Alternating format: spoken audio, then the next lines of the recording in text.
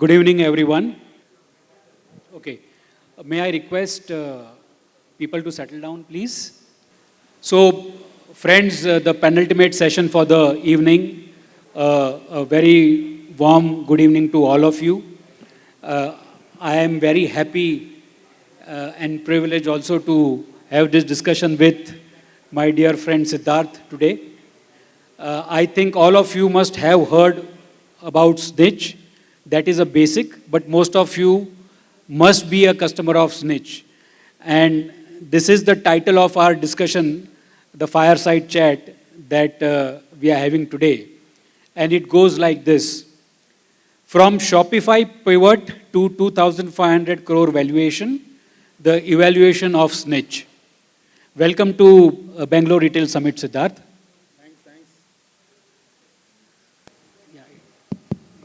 Thanks a lot, Hitesh ji. And honestly, the numbers don't excite me, but yeah, thanks. Good. So the numbers don't excite him, and I know because it's only 2,500. Let us add one more zero when it goes to 25,000 crores, and then definitely it will be exciting. And that's the spirit, and that's the way it has to be. So Siddharth is the founder of Snitch. We all know about Snitch and Siddharth also. I'm going to ask a very basic question which he must have, answered n number of times. How did Snitch start? But before that, the introduction goes like this way.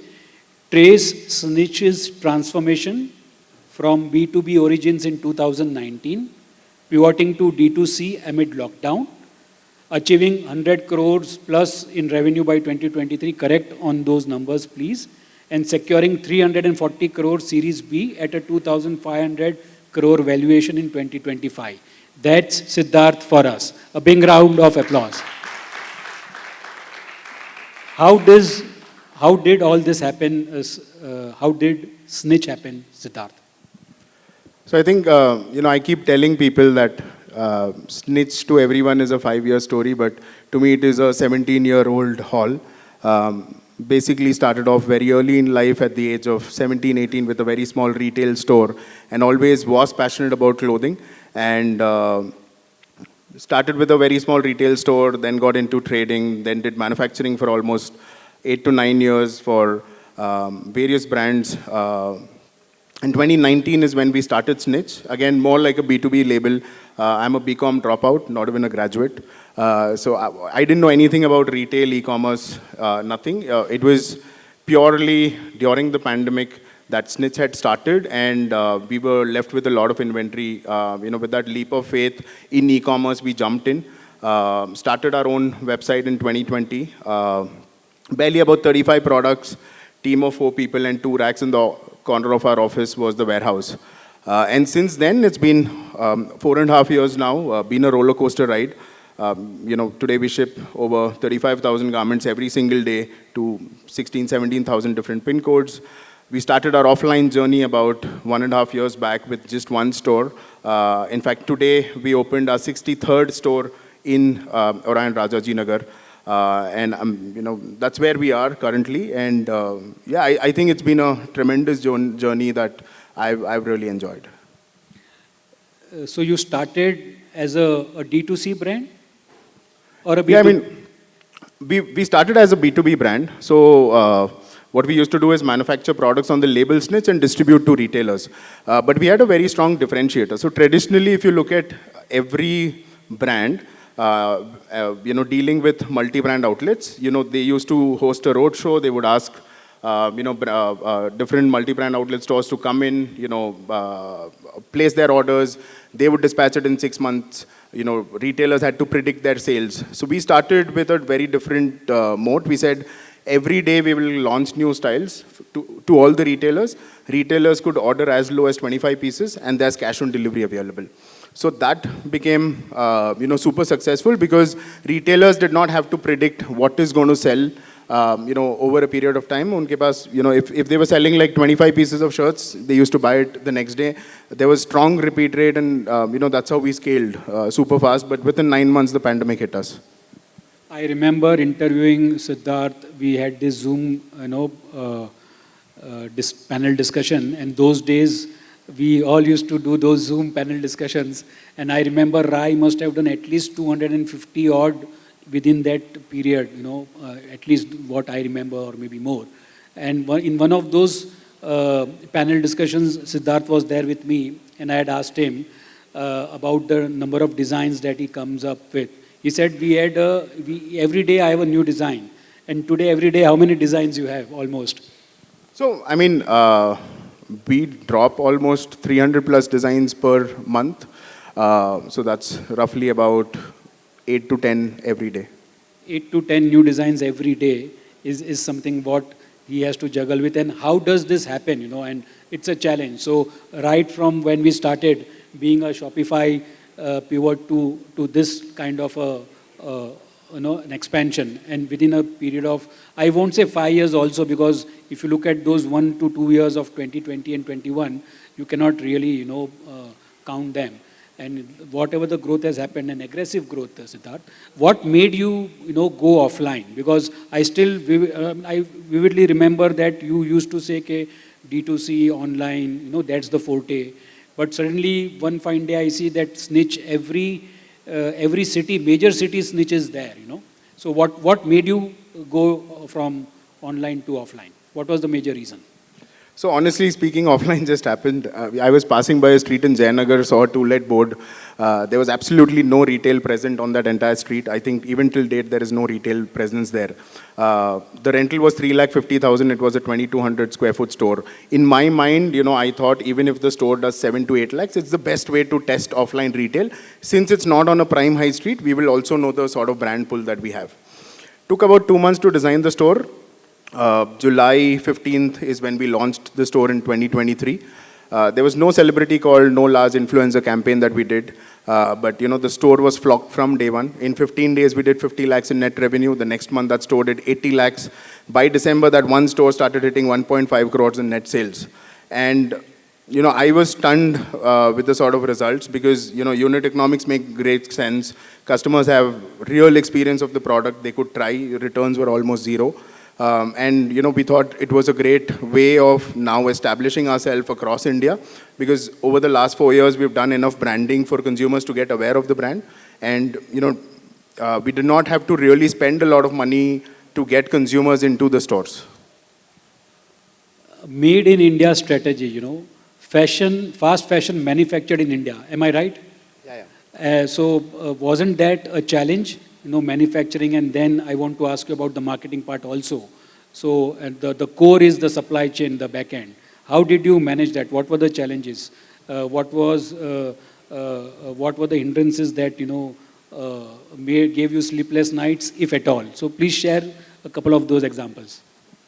So I think I've always been in the manufacturing space for almost 7 to 8 years. So I knew what problems do factories have. The only largest problem every manufacturer has is capacity utilization, right? 8 months the factory is going full, 4 months, they sort of decline. And whatever that they made in those 8 months typically goes back to square one. So I went up to these factories and I told them, listen, I'm going to cover you up for 12 months. You have to, but the condition is that you will be 100% exclusive to us. By doing that, what we could achieve is lower MOQs, we could set our own SOPs. It was literally owning the entire factory and also making it so agile that our shirt manufacturing could also make boxers. I clearly remember during the pandemic, our factories were even making masks and we were selling Snitch masks. That was for survival though. But, that's how we learned agility, and we started replicating that same model across, today we work with almost 40 such manufacturers across Bangalore, Tirupur and Ludhiana who are 100% exclusive to us. And, the model is very simple, that we acquire the factory, set up our own teams there. We, even go into their machineries, upgrade them, and, make it very, very compliant as per the brand needs. Excellent. If you can share something, everything costs money. Wasn't that a problem because you started on your own? I think, I've been fortunate enough that I've built this entire money on my, I've built this entire business on my suppliers' money. Over the last over the last 15 years, I've built a lot of credibility, and that is what has made me, grow Snitch. We were almost bootstrapped till a ARR of 200 to 50 crores. The first fundraise happened last year in December, but before that we were always bootstrapped. Our payables were anywhere between 60 to 90 days. Receivables was less than 10 days, and that's the money that we utilize to grow the brand. With this 350 odd crores Series B, any plans of how to put that in better use? No, honestly, this fundraise for us is more like a shield, I would say, because even the last fundraise that we've done, we've not utilized 50% of that fund is also. And I keep telling the team internally also that if we have to utilize this money to grow, then fundamentally we are doing something really wrong. I don't think so. The business model that we are into requires a lot of funds to grow. This is more, protecting the brand. We have great aspirations of taking the brand global, and purely it is just from that angle. Okay, now coming from the manufacturing, let's come to the marketing. How did you achieve this kind of a customer base and the brand positioning that you have right now? How did you go about that? Succinctly, if you can share your marketing-led strategy. So I think from day one, we were a digital-first brand, so it became very easy. I mean, content was something that we loved doing every single day. And it became very easy for us as we started scaling to even bring in these consumers to the offline stores. I strongly believe that marketing is, an art of distraction. If you're able to distract someone in, the top 3-4 scrolls that they make through a very hook-driven video, then there is a distraction. And even in the offline, our facades have these great LED screens. So anyone passing by that street has that distraction moment that he will look at the store, that what is it flashing on the street. So we've always, relied on distraction. How do you distract consumers for a second and grab attention? And, online, the sort of data that we've seen is a consumer has to at least interact 6 to 7 times to make that purchase happen. So that's a lot of content that you keep creating again and again. Which one is your favorite store? A wrong question, but let us analyze, what you think about. I think my favorite will always be the Jayanagar store, which was the first store. I think it still gives me goosebumps when I go there. We have a short video about. Can you just throw some light on that video that we are going to play? I would request you to play this 13. It's a 10-second, 12-second video. I would request you to please play it. Switch off the lights, please.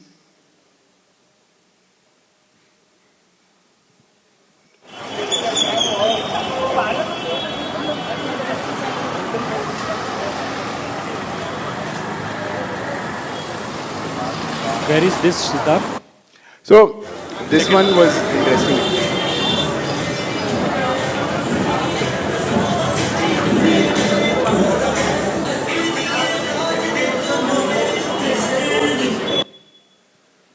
Yeah, where was this? So, this was the HSR flash sale that we did about 2 weeks back in Bangalore. So, we were discussing internally that every brand is going under EOSS, we need to do something.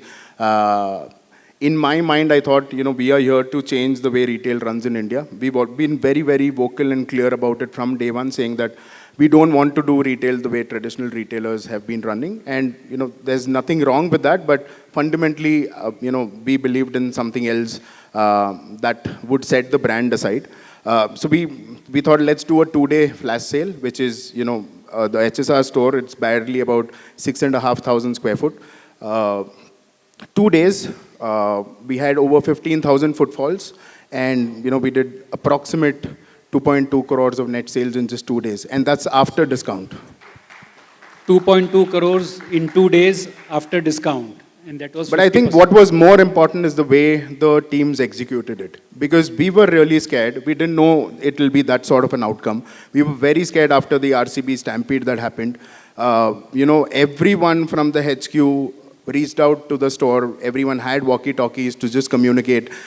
Everything from a consumer experience was taken care of. There were umbrellas given for people standing in the queue. There were water bottles distributed. There was a lot of energy drinks given to the entire customer who was walking in and standing in the queue. And I think that is our way of showing to consumers that we care. Excellent. Somebody, I mean, and we have seen these kind of crowds, when an Apple store opens, and we have seen those across the globe.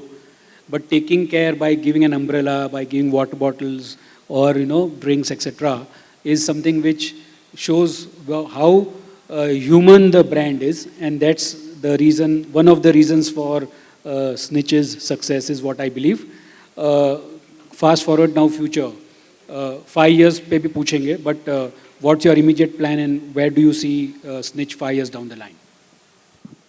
I honestly don't think of 5 years. I've always taken quarter by quarter. I think in the next quarter, we would obviously want to cross the 100 store mark, which we are on track, and hopefully by December this year, we should be crossing the 100 stores mark. From an Omni perspective, we want to be India's largest quick com men's apparel brand. And that's why we've taken an aggressive route towards opening offline stores so that we could use these offline stores as dark stores. The entire tech has been built. In fact, today we've gone live in Bangalore. All our Bangalore stores today is on quick commerce from front end and the back end. Anything that you order in Bangalore is usually delivered within 8 hours today, and we'll bring it down to 60 minutes very soon. Final one or two questions, Siddharth. What has, I don't want to say painful, but what were those moments that, were very harsh to build this brand, I think if everything is fun, then what's the fun? So I've always loved challenges. Everyone in the team, I think one of the most difficult thing was building up the right team who had the right attitude, who loved the brand as much as I did. And I think that was challenging, but, hats off and touch wood, we built a phenomenal team. And, there have been certain moments when we goofed up on orders, there were delays, there were quality issues. But one thing that we always believed in was being true and honest. Whenever we did something wrong, we went out to the social media and we apologized, saying, yes, we goofed up on this, we apologize, and we fixed it, and now you should try us again. And I think being true and honest, from our pricing strategy to our experience to anything that we've goofed up, has helped us, gain that emotional connect with consumers. So clearly, people was his biggest challenge, which he overcame, having a fantastic team. And I think it's always a business of people, which Siddharth mentioned that he overcame. And obviously the truth, that's the DNA of any brand. And to be integral to your own self, the DNA of your brand, I think saying sorry is the biggest and the toughest thing. But if a brand can say that, you can definitely be valued at 2,500 crores like Snitch. So that's the takeaway for me and all of us. What's the secret sauce of your success, Siddharth? I think there is no secret sauce as such. It has just been purely an execution game. And I think every consumer brand is built over execution. And I strongly believe, apparel especially is the only sort of business that can't be built on an Excel sheet. No one tomorrow can come and make a great Excel sheet and raise, 300, 400 crores and say, I'll build an apparel brand. It's a business that needs a lot of back-end integration. It needs a lot of supply chain expertise. The front end is more about execution. Any advice for new age startups? No, I think I'm too small to give advices. I honestly believe that, and one thing that I've kept really close to me is just bend down and work, and suddenly, people will tell you you're an overnight success. But the skill of execution, the skill of doing the basics is very, very boring. But you need to do that every single day to actually, become a consistent machine. Consistent machine, perseverance. These are the success mantras of Snitch and Siddharth. When we were just discussing, he said, kids, only perseverance. I don't leave it. I ensure that I, execute it to the core. And that's what he used the word execution. And most of the startups, forget the startups, even the big businesses, if you are not able to execute, and when we say execute, obviously execute the plan that we all have decided. If you can't execute it, then it remains an Excel sheet and a PowerPoint only. But that's here is Siddharth for us from Snitch. Thank you very much, Siddharth, for sharing all the wonderful insights. This short story of yours, very, very motivational enough for any startup, in 5 years to reach to this space, this level, and at the peak. And I think you have just begun. It's just the start of the journey. Yeah, I strongly believe that we've just started off. I think there's a lot more that we need to execute upon, and I'm sure over a period of time you'll see a lot more coming in. Thanks. Pleasure talking to you, Absolutely. Siddharth. Thanks for sharing your insights at the Bangalore Retail Summit. Thanks for having me. Thank you. You want to ask a question? Okay. We have got 2 questions, so we'll ask Surinder first, and then I'll come to you, gentlemen. Thank you, Siddharth. My name is Surinder. I am the business of retail experience design. Hi, thanks. I'm a customer and a fan also of your brand. So I wanted to hear from Mr. Snitch himself. What went behind the name of the brand? So honestly speaking, I didn't know the meaning of the word when, I even went to Trademark Public Search and registered it. In 2014, I was sitting in my dad's jewelry store. I was watching this movie of Dwayne Johnson, The Snitch. I loved the movie, and after the movie, the word snitch really hit my head. I just went to Trademark Public Search class 25, put in the name Snitch, saw available, and then registered it. I've done almost 12, 15 such brands. But when the idea of starting a brand came in, I thought I wanted something which is very short, very catchy, and which people can remember too soon. And I thought Snitch was something that, that could fit in that bracket. And yeah, then we started building narratives around Snitch, because Snitch in Hindi meant chugli karna. We said we'll do chugli on fashion, we'll do chugli on trends, and that's how the whole the word and the brand was registered. Thank you. Yeah. So. The first question is already, he's one of my friend is already asked. I'll ask the second question.